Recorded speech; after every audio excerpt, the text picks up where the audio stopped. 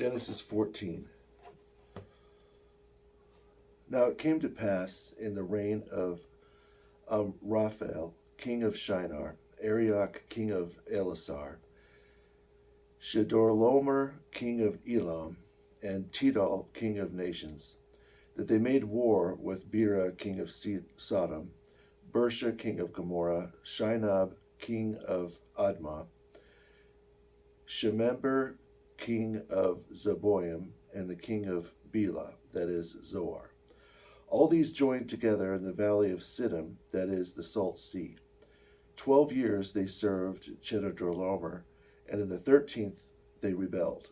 Now in the 14th year, Chedorlaomer and the kings with him came and cut down the giants in Ashtaroth, Karnaim, and strong nations with them. The Zuzim in Ham, the Emim in Shava Kiriathim, and the Horites in the mountains of Seir, as far as El Paran, which is by the wilderness. Then they turned back and came to En Misfat, that is Kadesh, and cut down all the princes of the Amalekites, and also the Amorites who dwelt in Hazazon Tamar. Now the king of Sodom, the king of Gomorrah, the king of Admah, the king of Zeboim, and the king of Bela, that is Zoar, went out and joined together in battle in the valley of Siddim against Chedorlaomer, king of Elam, Tidal, king of nations, Raphael, king of Shinar, and Arioch, king of Elasar, 4 kings against 5. Now the valley of Siddim was full of asphalt pits, and the kings of Sodom and Gomorrah fled and fell in there. But those left fled to the mountains.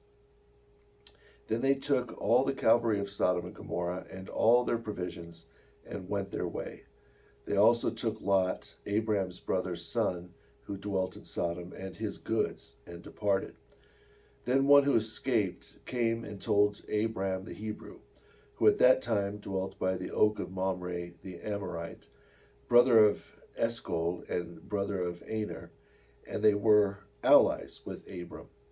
Now when Abram heard his brother Lot was taken captive, he armed his 318 trained servants, born in his own house, and went in pursuit as far as Dan.